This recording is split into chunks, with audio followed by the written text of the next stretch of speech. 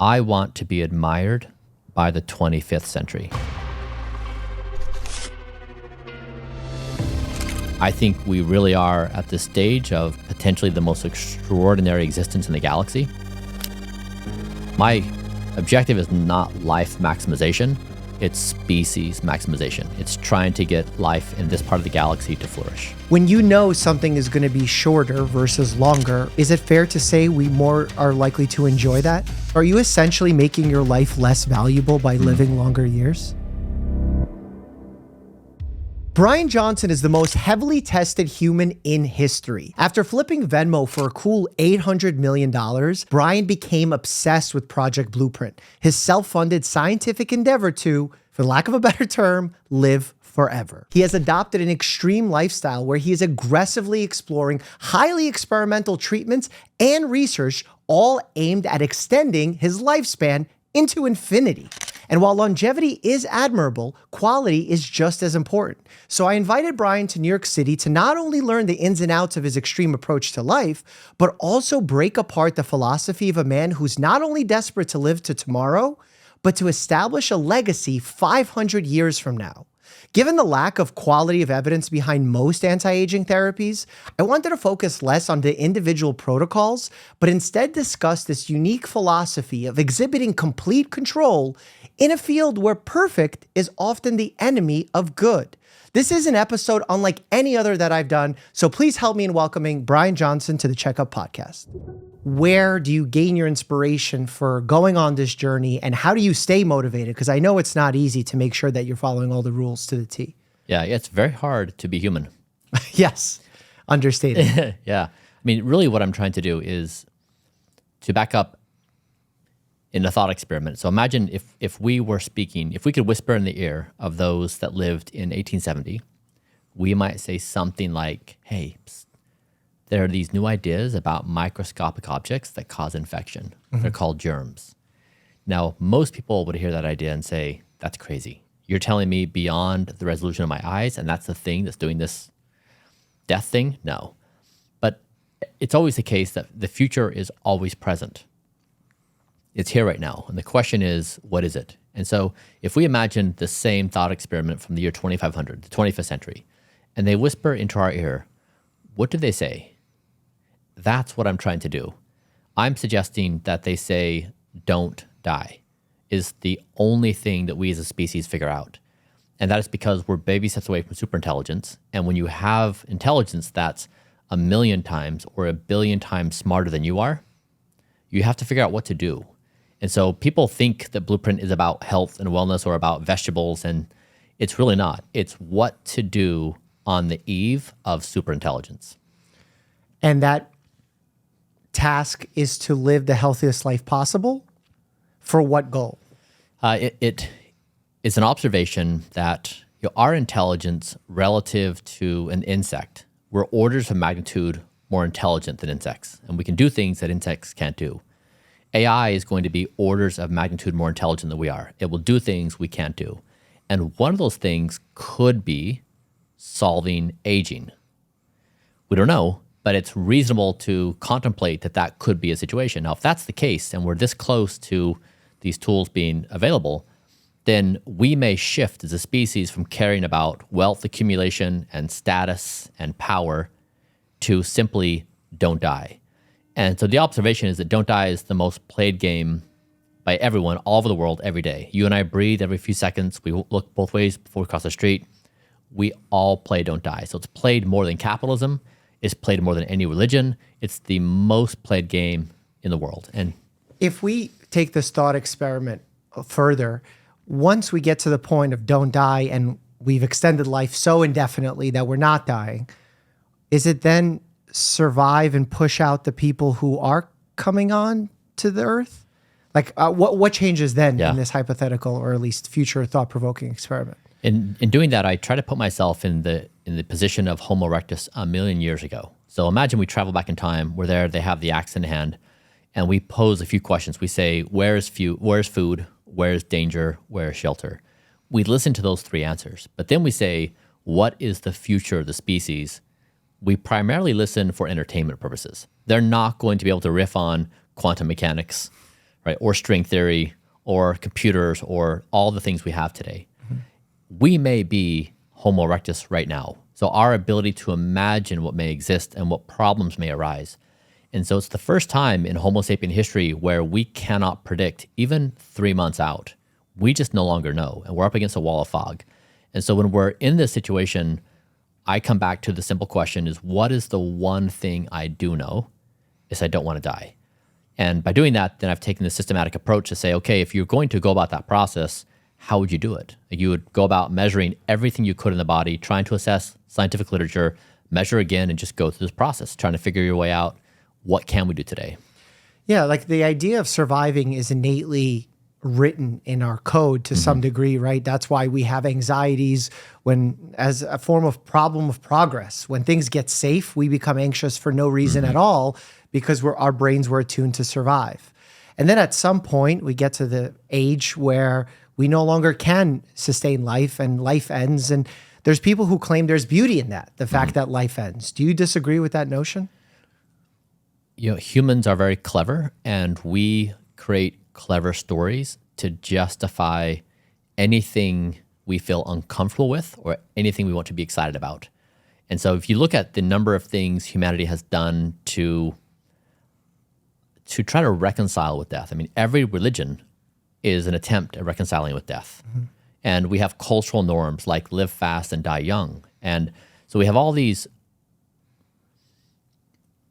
tools for us to say that death is not only okay, but it's desirable. Now, would we have invented those stories if death never was? Or is it a reaction to this inevitability that everyone feels pained about? And so even if you said two decades ago that death is a maybe or that don't die, you would be ridiculous. It was never possible until right now to even pose the question that, is that real, or are you just like off in La La Land? The notion of humans creating stories after the fact and being like the Monday morning quarterback, if you will, is so commonplace and happens all the time in our logical reasoning as a form of fallacy. But isn't the thought of don't die just another version of that story from the other side of the perspective, also kind of without data, knowing whether or not this is just a story we're telling ourselves? Certainly could be. Yeah, and that's why I try to go through the thought experiment of, if I try to be as self-aware as possible and strip myself from all things, literally the only thing I can say about my existence is that I want to continue to exist in the next second and the next second. That's all I know. And so for me, I'm trying to create clarity of thought. This is like, when we look back at previous centuries, the 15th century, we compress the entire century into 20 things that were accomplished. Everything else is gone. You may have an ancestor's biography, but that's your ancestor. But we as a species compress. That same thing is going to be true for the 21st century. They're going to look back at us, and so much of what we care about and we think is the end of the world if something doesn't happen is going to be lost to history. No one's going to care. And so I've tried to, in my own thought experiments, say, what is the 0.01% stuff that does survive in this time compression? And what is that in your mind? That the 25th century, if we could listen into that conversation, they would say, it's amazing that Homo sapiens with their primitive brains and primitive tendencies were precocious enough to figure out the only priority they had was don't die. Now, don't die individually, don't kill each other, don't kill the planet, and align superintelligence with don't die. That it was a fabric of all intelligent beings on a single philosophical substrate of don't die. It's very Darwin in its perspective, right? Survival of the fittest, survival of the longest, right? Yeah. We're just changing the adjective here or the adverb. We talk about in medicine frequently measuring not just length of life, but quality of life. If we get too focused on the length of life, isn't it true that the quality of life can then suffer as well in your eyes, or you disagree with that? I think it's possibly, that is a valid observation in the 20th century. I think it's something that should be questioned in the early 21st century on the eve of superintelligence. And I come back to this again and again. I don't think we can say anything about the future. It's like asking Homo erectus, posing the same question and then saying, what do you think about blank? There's just no intelligence there to even comprehend the reality. And so when you're talking about the change of intelligence as dramatic as we're contemplating, it's hard for me to imagine that our priors would map to that. Well, I'm sort of speaking more about the present in the situation of, let's say we have a person who their quality of life is suffering because they're on a ventilator. They have no longer any brain activity, but their heart, lungs are working because of the machine. This person is technically alive and we can get a lot of years of life out of them. Yeah. But is that without the quality that that person would have wanted for themselves? Where do you fall on the spectrum of that line of thought? Yeah, I mean, I actually went through this as well in signing my will documents. I had to go through this thought experiment of how long would I stay on life support and under what conditions. I agree, it's nuanced and challenging. It's very hard. I think you're probably aware of the literature where people say who work, for example, with ALS patients, they'll say, if I ever become an ALS patient, and if I ever get to the stage of deterioration, please just pull the plug.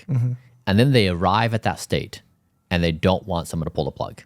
And so I've just seen again and again that a person's imagination on what they may want is almost always wrong when they arrive at that place. And so for me, I'm always very careful imagining what I think I want. When right now I could say like, oh, of course, that's a valid point, that just pull the plug, we don't want that.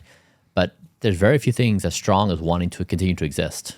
Aren't you thinking about that future perspective that you say we're so inaccurately judging? Every time you make your daily decision to eat the exact number of calories, sleep the same number of hours, do the protocols as you're doing them, because you're thinking you'd want to live as long as possible? Is there a world where you do live much longer than you would have if you had not done those things and then wish you lived a shorter life? I think that's possible in a previous era. Now I don't think so. Why is that? If you look at the differential between intelligence of what AI can do versus ourselves and the speed at which it's moving, I'm open to this idea that everything I care about, everything I perceive to be valuable to me, may be completely replaced with some other framework. That if you look throughout humanity, I mean, there's been thousands of human civilizations rise up.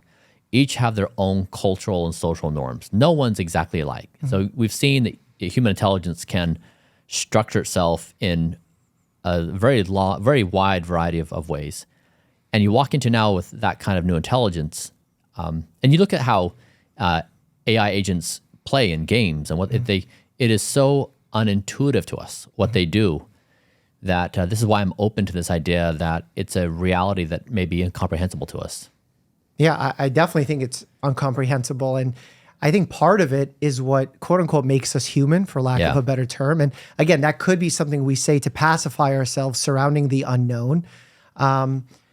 When you know something is going to be shorter versus longer, is it fair to say we more are likely to enjoy that? If I tell you that there's less of a certain baseball card, the rarity of it is higher, which is essentially a shorter life, rarer years. Right. Don't we put higher value on that? So are you essentially making your life less valuable by living longer years?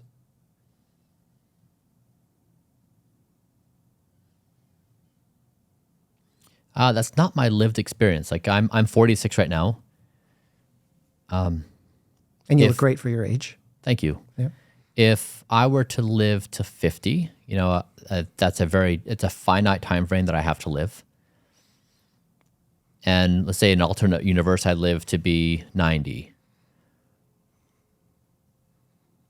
I'm not sure how I would mentally reconcile with that and say like those 4 years were the best years of my life because I was all in on living, versus, for the remaining 40 years I got to live, I got to see the following things or do the following things. I don't know. To me, that seems like a very hard question to answer. Yeah, that's a very reasonable answer.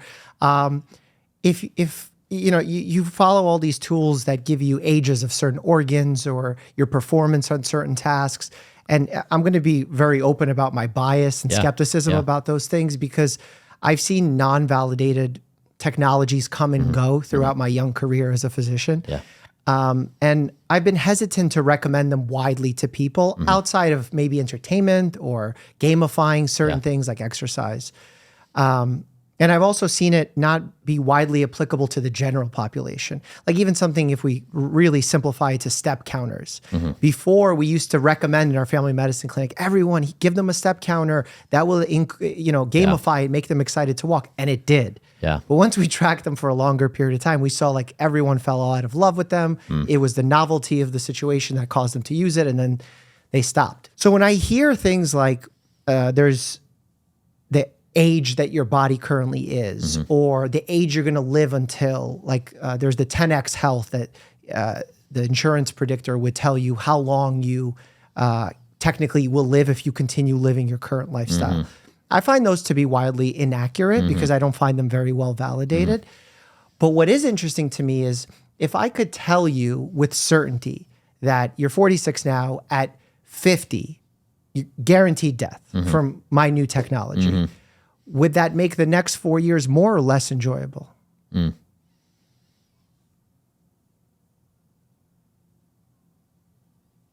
Than if I live past If it. you didn't know. Because you're seeking knowledge, right? Yeah. And I'm always like, okay, knowledge, but with knowledge that you can actually change something, right? Because otherwise, knowledge with more knowledge is somewhat scary in some scenarios. Yeah. So if you could know age 50 is the end, or not know, like I have a helmet here that I could put on and give you exact estimate. Do you want to know? I would definitely want to know. Yeah. My relationship towards data is I want to know all of it. I think that your thought experiment, if you put a clear line on death, then you definitely are self-generating a mental state that is an aroused state that probably isn't sustainable over some duration of time. You're going to live differently, yes. So I think it's a fair, that definitely plays into human psychology, that I would live probably, well, I live pretty ferociously right now, but like, yes, I would definitely have probably higher intensity of living, I would imagine. When you say higher intensity, does that mean you stop your protocol? I don't think so. So you get incredible enjoyment of doing and living this regimented lifestyle. Yeah, I mean, my meaning-making game, how I understand my value, I want to be admired by the 25th century. I want them to point and say, in the early 21st century, and now I built this model based upon my reading of a lot of biographies of previous centuries. I admire them for having done seemingly impossible things. So yes, I would do it because my objective is to point the species in a direction of don't die. I think we really are at this stage of potentially the most extraordinary existence in the galaxy. And that's what I want to be known for. That's what I want to try to accomplish. So my objective is not life maximization. It's species maximization. It's trying to get life in this part of the galaxy to flourish. So you're hoping with the results and knowledge and data that you gather about yourself, someone else could look at that and say, oh, I've learned from that and I too can help myself, my family, et cetera. I'm trying to turn the zeitgeist. I mean, there's so many examples throughout history where individuals or small groups of individuals did something that changed the course of humanity. And that's the objective here. When you make some of these things that could be tangible takeaways for others, isn't it somewhat problematic in that you're the most measured man in the world, right? Is that correct, or am I misstating? Okay. Yeah. You're tailoring your approach very individually, right? Based on data markers, things you're gathering about your hormonal profile, your growth, your physiologic state. Isn't it then difficult to generalize that for people of different genders, different activity levels, races, medical conditions, or do you feel like it's universally applicable? Yeah, I think it's more universally applicable than it is personalized. If you look at the core tenets of Blueprint of prioritizing sleep, getting exercise, eating well, and not doing bad things, most people that's on point for.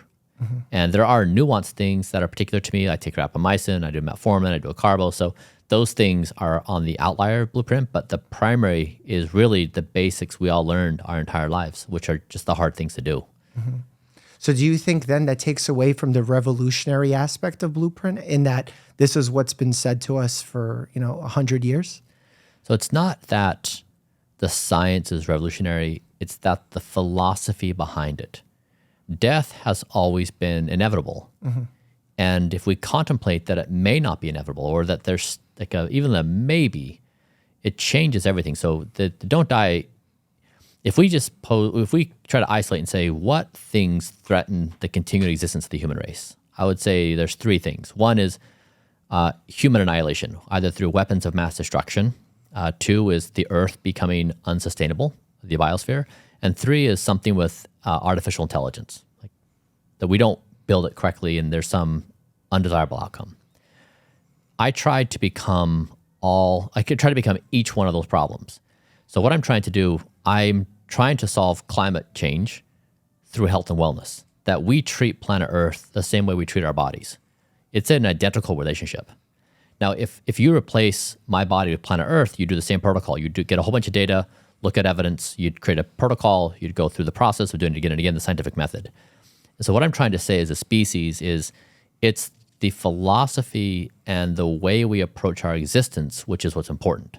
Not that going to bed on time is revolutionary. It's saying that we're in this special moment in time, and the way we solve our existential threats is through individual decision-making. It's not blaming someone. It's not pointing fingers. It's not asking someone else to come in and save us. It's through individual powers. Does the fact that as we multiply, if we don't die, the effect on the Earth is disastrous.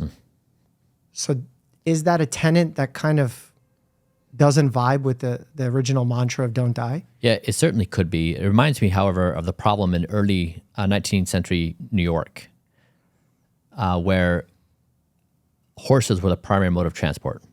And there was so much manure all over New York where it was disastrous. The Hudson had all this manure, people were getting sick, the drinking water was polluted, and everyone thought the world was coming to an end. And then Henry Ford made the Model T, and that solved horse manure. Now, of course, the car caused all kinds of other problems, but still the horse manure problem went away. And so I know overpopulation is the imagination, but there's also a possibility that overpopulation is a horse manure problem, that is not really a problem. There's something else the problem. Now, it could be, but I just call attention to this, that a lot of people hear the argument and they jump to overpopulation and they foreclose this other thing so fast without giving the other side of the contemplation any air to breathe. And so what I'm saying is if we're cautious and wise, we'll realize that no previous generation has correctly mapped the future as it's unfolded. Most of it has gotten wrong. So we're probably the same. The majority of our imaginations are likely wrong. Yeah, I mean, that's very fair. If you ask anyone in November 2019 what they envision the next few years would be like, everyone's guess would be wrong. That's right. So that's true. When you say people foreclose on the notion of, overpopulation perhaps being a good thing, or living forever could be a good thing, who are those people that you're referencing? Oh, so if you even say the idea of living forever, it breaks the human brain. You can't say those words. Like, no one can comprehend it. So it just provokes this knee-jerk reaction, which just squashes it. So I like to talk about living tomorrow, because living tomorrow and living forever, they're identical. In my current state as a 46-year-old, I in my mind assume I'm going to live forever. Like, death does not seem real to me because I'm not yet in that state. Now, when it does creep up, that's a different reality, but I don't live life with the expectation that's going to end anytime soon. I think I have all the time in the world. It's like this trick our minds play on us. And so I really focus on don't die and don't die for tomorrow, because that's what we understand, that's what we care about, and that's how we build habits for this moment. So you focus your mindfulness towards the don't die mentality. And you're saying that you can plan for it once you get to that state. But in reality, most people don't plan their deaths. I mean, there are obviously unique exceptions, but most people, something happens and they're no longer living. So how can we guarantee tomorrow? And that's why I feel like it's hard for folks to comprehend, because it doesn't seem feasible right now, the same way that, the airplanes were not feasible back then. So exactly. The reason why it's puzzling to me as a physician is because I see how flawed science is currently, and how a lot of data confuses us at times. like prime example of false flags on tests that then require follow-up or interventions that are problematic. Like I've read about you receiving colonoscopies earlier than the traditional recommended screening period of age 45. I didn't. You didn't? I didn't know. Oh, okay. I did a pill cam. Oh, you did an endoscopy, a colonoscopy. Yeah. Okay. Yeah. So you don't do colonoscopies? No. Okay. And is there a reason why you chose the pill endoscopy versus traditional because colonoscopy? the polyp detection was high enough that we thought it was a decent coverage, and the risk of death, I think it was like 1 in 10,000 on the colonoscopy. So we felt like the risk trade-off of the detection was better for the pill cam. And then you discount the part of potential intervention and prevention aspect of colonoscopy, like if there is a polyp, you can remove it. Versus on the colonoscopy, you can't do that? Yeah, the pill was such a benign thing. I fasted, I took some laxatives, I did the pill, and then I drank laxatives for 6 hours, and then I got the 40 or 35,000 images or whatever it was, just to get a baseline of what do we think we can find here. And it was pretty good technology. Yeah. And was there anything interesting that you took Nothing. away? Perfectly clean. Perfectly clean. Yeah. But an interesting video. Yeah. But I mean, to your point, like I agree with you. For me, the science doesn't need to be true eternally for this to make sense in my mind. Like we all know the science is going to move. Some things I do today are not going to be good ideas and it'll transform to something else. Totally agree with you. Like that's what has always happened, to be naive to think otherwise. What I'm really trying to say is it's that we're vigorously engaged in this process because we have this practical question. So as you can tell, I think a lot about AI. So we build these super intelligent tools. Then we have this question, what do we do with them? Do we use them for war? Do we use them to get more social media followers? Do we use them to kill each other? What do we do? And so we're bringing AI into all the games we humans play. That's potentially the most dangerous thing we can do as a species. And so the question is, if we don't bring it into our existing games, what would be the new game that replaces that game? And so what I'm betting on is as AI progresses, it's going to create existential crisis for us as a species continually. And it will create questions like, what do we do for a living? Do we still work? Do we have identities? Does it create videos better than any movie maker? Does it, it replaces us in many ways. Does it do government? Like do we elect leaders anymore? Like we have to basically revisit every facet of society because this new thing is here. Now that's pretty traumatic for us as a species. That's a lot of change. Like we look at a little virus, like it shut society down. And now we have a new form of intelligence coming on the scene that's going to shake every pillar of our existence. So what I'm trying to say is the process I'm going through is just simply a process of trying not to die. We're doing our very best with the science we have today. We're making mistakes, we're improving, like we're open to all this stuff, but it's just the process. And it really is meant to say, what do you do when you have really powerful technology? You apply it to improve the condition of all humans. Yeah, like the idea of the notion that you point out of folks, the things we do in science today will evolve and we'll look back 100 years from now and say, oh my God, I can't believe we used to do colonoscopies. Yeah. We can just with this thing see internally without even going inside the body, right? Yeah. There's going to be plenty of that. Yeah. Well, those things will come up and will be tested on a wide population. When you're using yourself as the benchmark for tests, especially when you're very excited about the technology and the testing, do you see how bias can impact the outcomes of those results? Sure. So how do you safeguard against that? Or you don't? Yeah. So we do our best. But this is, I think of myself more like Magellan or Ernest Shackleton or Lewis and Clark or any other explorer before me. I'm trying to demonstrate something that has never been done before, which is a bravery to try to tackle death. Now, this, of course, is a story as old as mankind. For the first time, I think this is the first time in history it could be taken with a serious face. And that's what I'm trying to do. And so, yes, I'm going to make mistakes. Yes, it's an N of one. It has all these kind of limitations, totally aware of all this. And I'm not going to try to make the argument otherwise. What I'm trying to say is it's a worthwhile endeavor. Yeah, I could see pushing towards that endeavor to some degree brings tremendous value.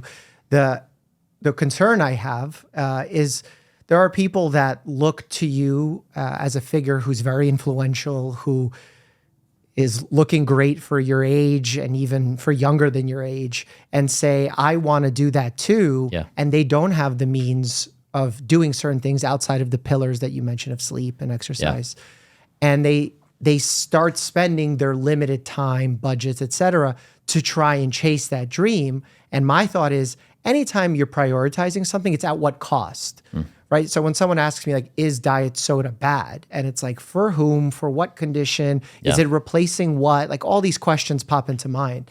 So is this a worthwhile endeavor for the general public? Because for you, who am I to say what's right for you? That's completely your world, right? You have bodily autonomy.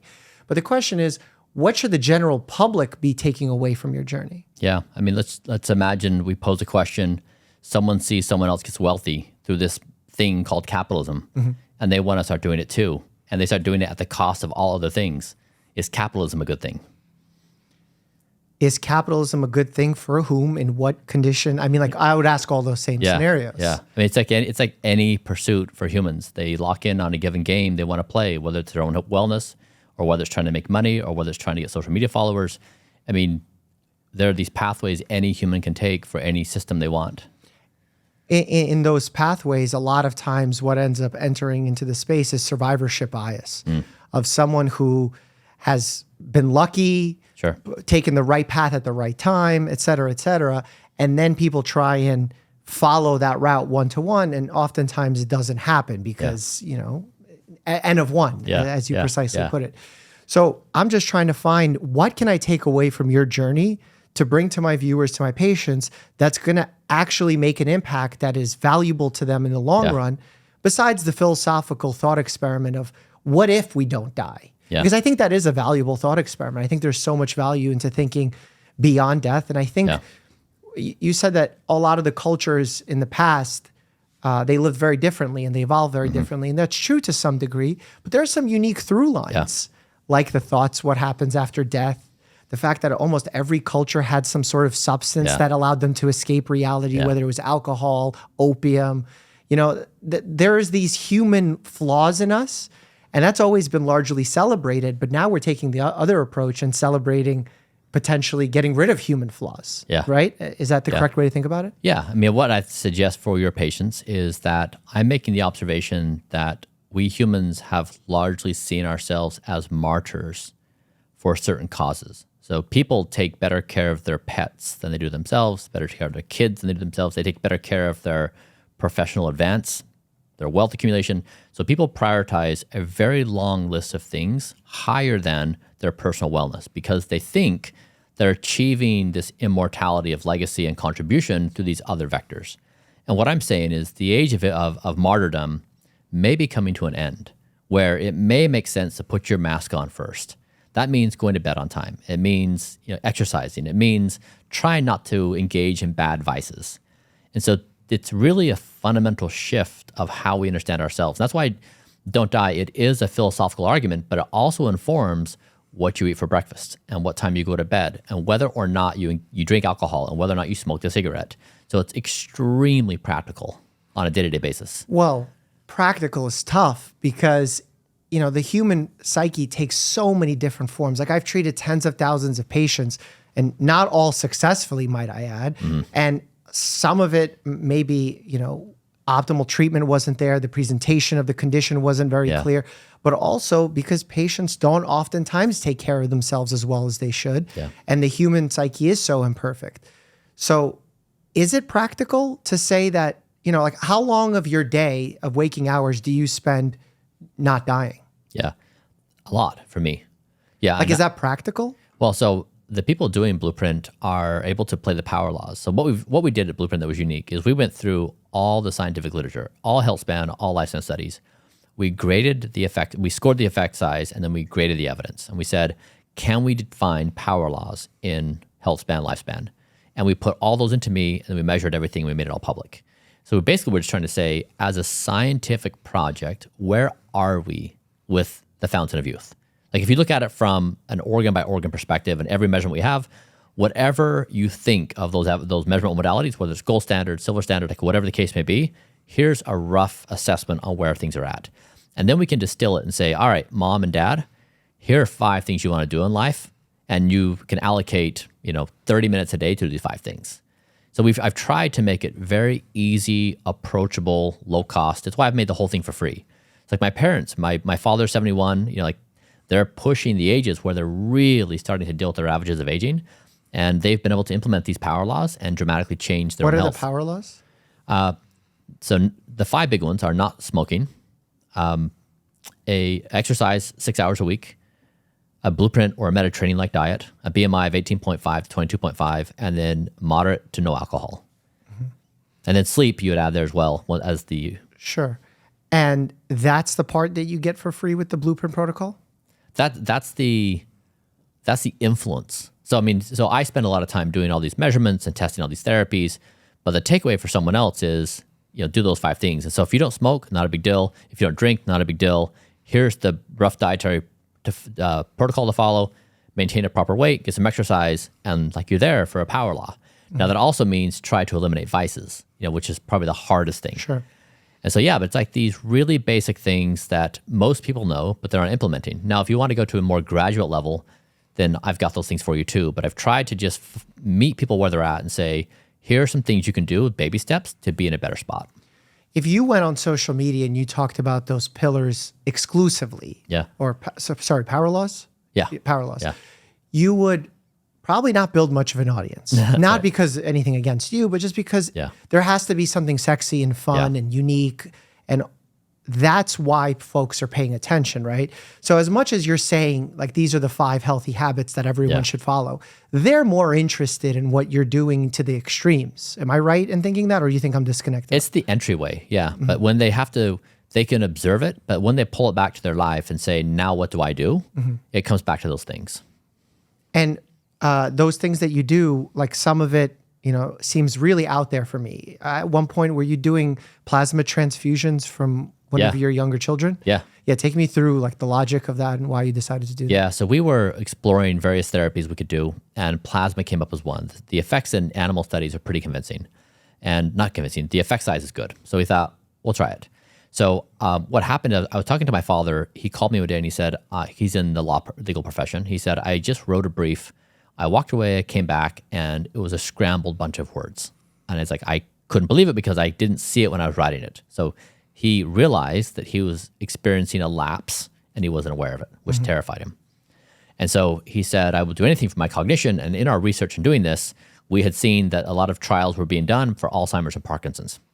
And so he said, interesting. I said, Dad, I would be more than willing to give you a liter of my plasma as experimental therapy. And he said, I would do anything to try to combat this. And my son overheard the conversation. He's like, hey, I'm in too. So we're like, great. This is like a multi-generational plasma thing. How fun. Like, some people go to the beach, some people do plasma. Okay. Very interesting. So we went there, and it was actually really fun because my father was mostly missing from my childhood because he was engaged in hard drug use. And I always wanted him to be around, and he never was. And it was very hard on me. We've always worked very hard at our relationship, but he just has had a lot of challenges. And then my son, I was married and I had 3 kids. I got a divorce, and my 3 children were split between dad, who had left the religion, and mom, who had been in the religion. And so for 10 years, I was the other. I couldn't be trusted because they were part of this religious group that said, this is how we understand reality. Dad is not part of that, therefore we can't trust him. And so weirdly, I was without father, and now I was this super engaged father trying to raise my children, and they were like, thanks, Dad, but we got this. And it was this form of torture. And I had one of my 3 children come decide to live with me, and he and I have become best friends. And so it was this moment where, yes, it was about plasma because we thought it was safe, but it was also about my dad, myself, and my son, and the 3 of us getting together. And so I know from the outside looking in, it seems crazy, it's eccentric, it's everything that triggers people in so many ways. It was also one of the most special moments in my entire life. Now, when I measured my biomarkers, there were no change in my biomarkers. We didn't see any effect. When we looked at my dad's biomarkers, we looked at his DNA methylation using the Denudin Pace algorithm. His speed of aging lowered by the equivalent of 25 years. Now, speed of aging, the DNA methylation is still a silver standard, right? It doesn't have all-cause mortality, so it's not gold standard. We still don't know what it means and why. Still, it's a legitimate technology with a lot of scientific publication on it. And his speed of aging stayed down 25 age equivalent for 6 months, had a meaningful impact on his biology. And he would say in his subjective experience as well. So from my father's perspective, it was one of the most substantial interventions he's had in his entire life. And so I know that from the media's perspective, looking in, it's absurd. From my personal experience, it was one of the best experiences of my life and meaningfully impacted my father. Yeah, that's awesome that it brought you guys closer together as a family. And I think the reality of all of these things is everyone has their own risk tolerance. Yeah. And some people can look at a rock climber and say, you're ridiculous for risking your life. You're ridiculous for jumping out of a plane. I became a professional boxer and they're like, you're a doctor, you're getting head injuries. And I agree that it's, not healthy and I don't recommend it. The issue comes in when we say lines like, the test has a lot of scientific research behind it. Mm-hmm. That statement, to some ears, will sound like it has validity to what we're doing. Mm-hmm. And we have to be really careful on how messages land to the general public, where the validity of the weight of evidence is unclear. Yeah. And I don't want folks thinking that that is the answer to their longevity, or that this is mandatory and they can skip out on certain health habits, or they can't be healthy unless they have plasma of someone younger. So my goal of educating on science is really just getting people to think about the scientific process of what evidence means, because you're a brilliant person in terms of your knowledge, right? You can think much deeper than the average person. You way smarter than I am in your knowledge of understanding evidence levels even. And I think about the general public not having the depth of understanding of what a DNA methylation test is, and hearing it and sounding like sci-fi and them craving it as if that's the answer. I'm like, man, I wish they would just listen to your 5 power laws, because that's what I want them to listen to. Yeah. And that's where probably the biggest criticism would occur from the medical community.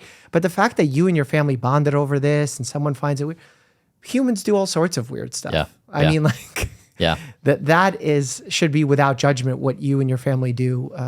So I don't think that's valuable. Is there anything that you've done in this journey that has ended up harming your health? I'd say the worst outcome was using human growth hormone. We were repeating a study that was done for thymus rejuvenation, so the gland responsible for the immune system.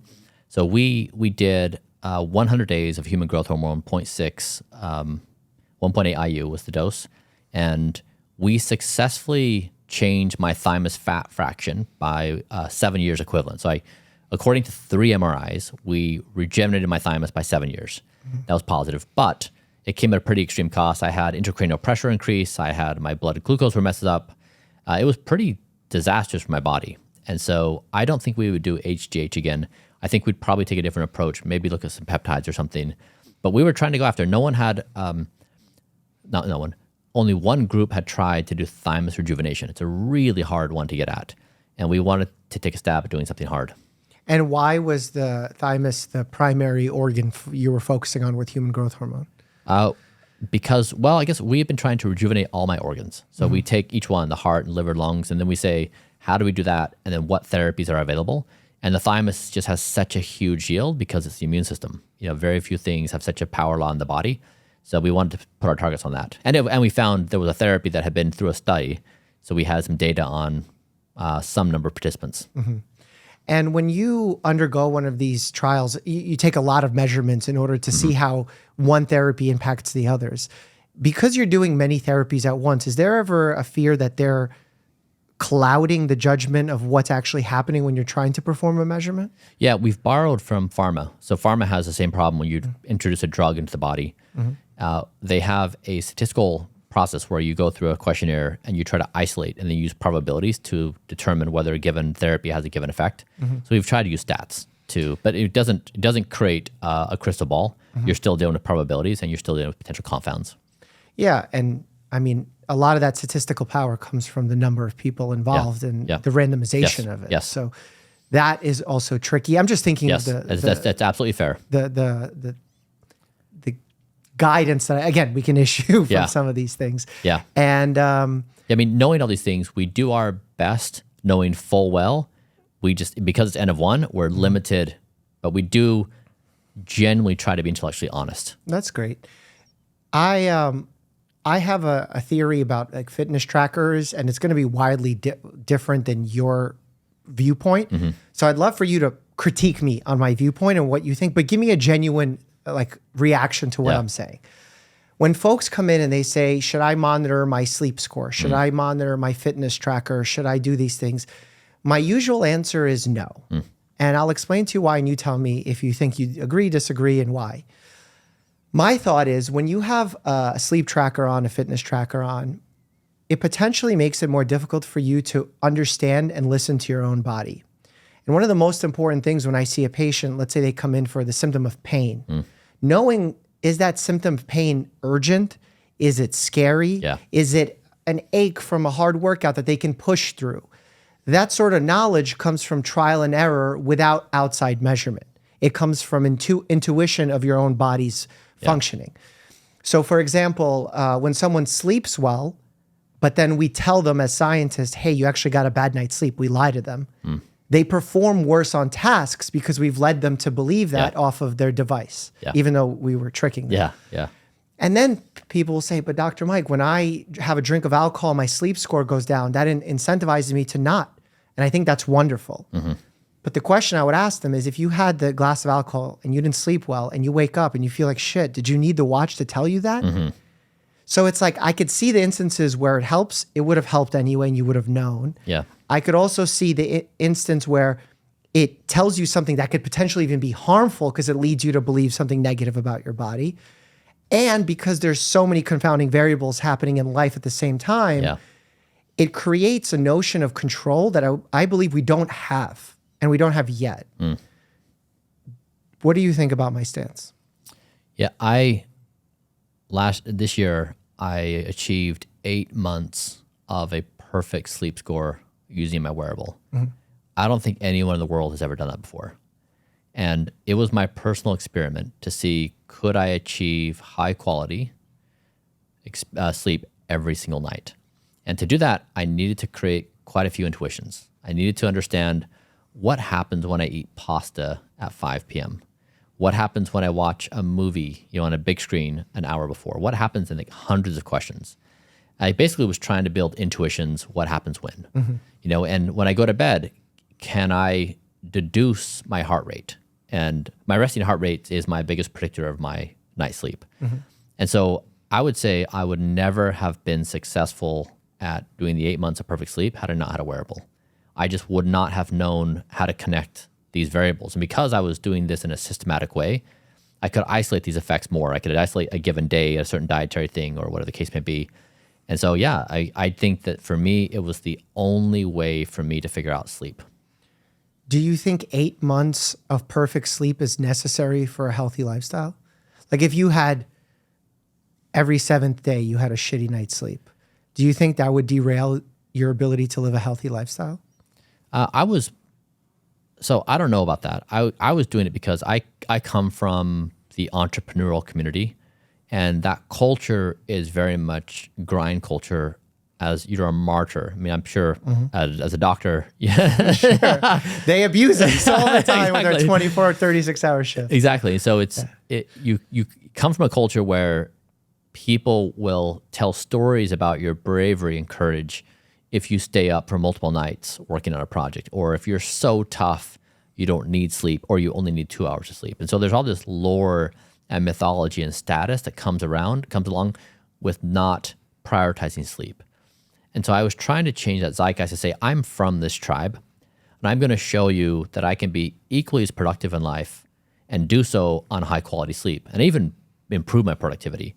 So I was trying to prove something to my community that it really is important to prioritize your sleep. That if you think about it so you take a leader of a company, let's say it's 100 employees or 500 employees. When that person is sleep deprived, they're inebriated. It's as though they're actually drunk. So you have a drunk person leading the company you work for. I don't want that. I don't want to tell stories of how bold and courageous they are by missing sleep. It's really stupid. Yeah. And so I was trying to make that point. And I was trying to say, you too can do this and achieve the best performance of your life. And so I had a number of objectives. Whether you can miss one night, that's kind of like a cheat day to me, where that's one of the most common questions I get. I don't want a cheat day. Like I've now got to a point where I can imagine doing a given thing, eating a donut or ice cream or whatever, or a pizza. It makes me sick because I know how I'm going to feel. I know it's going to ruin my sleep. I know I'm going to be groggy. I'm going to hate life the next day. The pain is so intense and it's so long for that teeny moment of maybe pleasure, but now I'm past it. And so the cheat day thing I think is a bad idea. It's a bad cultural moment, and I wouldn't want to, because then we're such an uncontrolled form of intelligence, right? Like we're just totally out of control. And if you give anybody a vector to be like, and today you get to do anything you want, it just becomes disastrous. Because then like tomorrow's like, well, one more day, I'll spend next week's day tomorrow. Yeah. Like runs away. I could see how, I mean, we're talking about extremes of situations, you know, giving someone unlimited runway or giving them extremely limited runway where they have none. Yeah.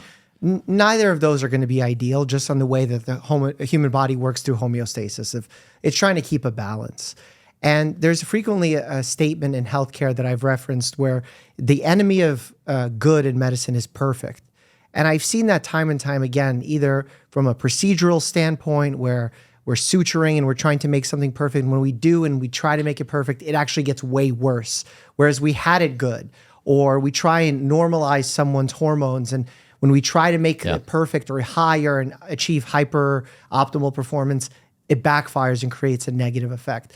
So I worry that chasing to the extremes, chasing perfect, chasing don't die, can create negative impacts on people. Do you think there is potential negative impact from chasing don't die? Yeah, I think I could definitely respond to this comment and use words that would make sense in the year 2024 of like, yes, like I agree, and like here's all, but I'm really going to comment on this from the 25th century perspective, because that's the one that I think that is not included in the conversation. And so I know when I built my software at my payments company, Braintree Venmo, we weren't like, if the transaction's $97.28, we're not like, it's okay if it's a penny off. Like you need absolute precision for that transaction. And if the servers are down, you can't process the transaction. If it's down 3 minutes a day, that's okay. Like absolute precision. So we build technology with absolute precision because that's what we can do and what it demands. We tolerate this idea in any part of our lives where we don't have control of the circumstances. We say, well, here's a way to think about it, and here are the pros and cons of that given thing. But I think that's the framework we have because that's the possibility of the technology. We humans we're not built to be perfect. We're kind of messy creatures. Now, that may not be true for the future. We may be able to build ourselves with precision that is unimaginable to us right now. And so right now that I would say, yep, reasonable opinion, totally agree. Also, we're going into this new future. And so I'm building myself. I want to be the example of what we can build. And so I go to these lengths to say, yes, you can achieve perfection, and it's great. And so we'll have all this help from all these tools of biological engineering, molecular engineering, artificial intelligence, like they're going to converge on us. So we're becoming a new species and new possibilities are there. And I'm trying to bridge to this new reality. So you're thinking about it from like a philosophical standpoint of the future. It's so interesting that throughout this conversation, we're talking about, you know, answering questions from the future, right, of the 25th century. But at the same time, you're very wise in predicting that we don't have the power to predict. We suck at predicting. Yeah. So how can you be answering me from the 25th century if we're so bad at predicting? I look at the systems that can be predicted. So if, for example, if you say intelligence is currently increasing, that is like, and you say a general trend, like whether you think it's an exponential increase or a linear increase or some other curve, it's generally increasing. So more intelligence in the world.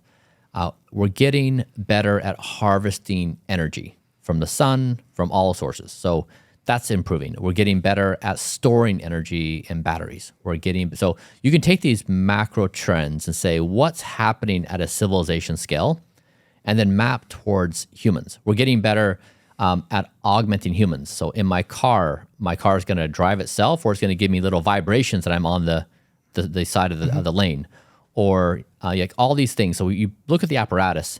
Those are the things I model out with accuracy, and to say, if we're on this general trend line, I can follow those.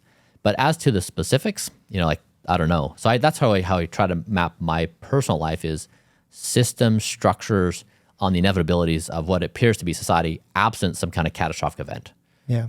I struggle around that concept of prediction with trends because the humans are so imperfect from just their ability to predict things that aren't available to us, like the idea of a virus coming in and destroying us. Because before that, our idea of a terrible virus was the original SARS virus, which was incredibly lethal.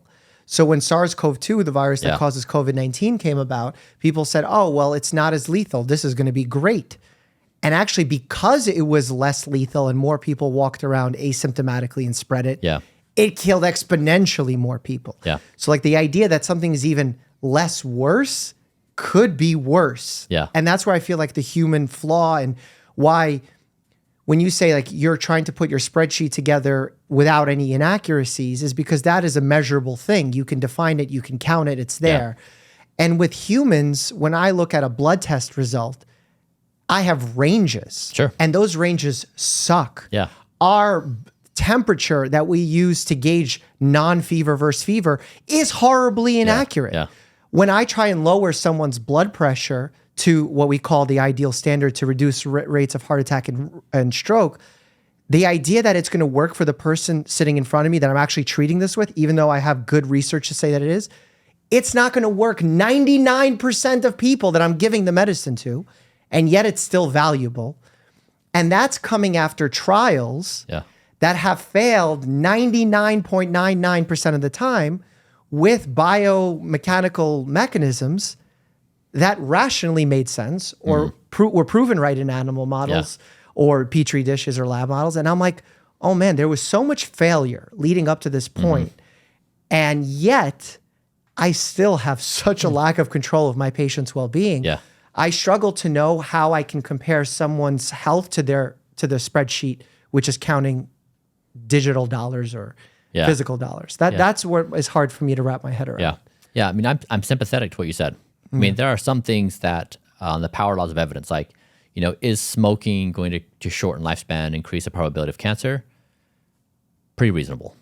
You know, is exercise helpful to increase lifespan? Pretty reasonable based upon the data. So I think if you score the data and you try to isolate those, you can step away from a total chaotic world into more predictability. But the things I'm talking about for predictability is not whether a virus is going to show up, not the lethality of it. Like those things are out of control. I'm trying to say, you know, what is the total compute power on planet Earth? What is our ability to engineer biology to perform the functions that we design it for? What, like I'm trying to say system laws as a species, because within humans and human systems, we have the element of chaos that is just very hard. There's a lot of chaos. And, you know, I think what your message, I hope resonates with my audience is that you've spent a lot of time researching and measuring things, and still the pillars and the power levels that you find most valuable are the things that are the most simple and available to everybody. And I hope that's what folks take away from this message of you know, putting on sunblock and, you know, protecting themselves from excess sun exposure, UV exposure, not drinking, not having bad habits or limiting those habits, making progress along the way. So I think that message is so invaluable. And the fact that you've developed a passion for it is truly admirable. It's like really cool to see someone who's genuinely passionate about it and also recognizes the weaknesses of it. And at the same time, there's some critiques, you know, I have as a skeptic of looking at it whole picture and saying, you know, I love that you're thinking about it from the 25th century, but are we going to get to the 25th century? Are humans a thing in the 25th century? Is the way the exponential growth going to continue? I'm such a strong proponent of saying, I don't know, that it's hard for me to be able to give definitive answers in such an uncertain place that the world is. My protocol does not need to be right for my message to be correct. That's powerful. Because I think it's more of a philosophical message of, hey, don't let thought limitations limit how you think about what potentially can happen. Like we have built a society around dye. If you look at the dye economy, so fast food, junk food, cigarettes, environmental toxins, grind culture, you know, lack of sleep, there's a huge amount of money spent in dye. If you look at the don't die economy, seatbelts, medical care, smoke alarms, it's equally as big. And my prediction is the amount of money we're going to spend on don't die is an exponential, it's a right up to the right. And the amount of we spend on die is going to go down. That we as a species are going to mature past our primitive ways of the death culture we have right now and walk into a new era. And so it's the gist that matters. It's that I am going to take care of it's like the way you take care of a car. Like you want the car to last a long time. You're doing the same maintenance for yourself. Like you want your body and yourself to be able to go on this journey. And that's what I'm trying to do is I'm trying to say, get us in the right spot in this moment after 4.5 billion years. And we could have the most spectacular existence ever. Well, thank you so much. Thanks, friend. Awesome having you on the podcast. Yeah, thanks for having me. Medicine from the future? How about medicine from the past? Click here to see a video of me reacting to medical devices from the medieval times. And as always, stay happy and healthy.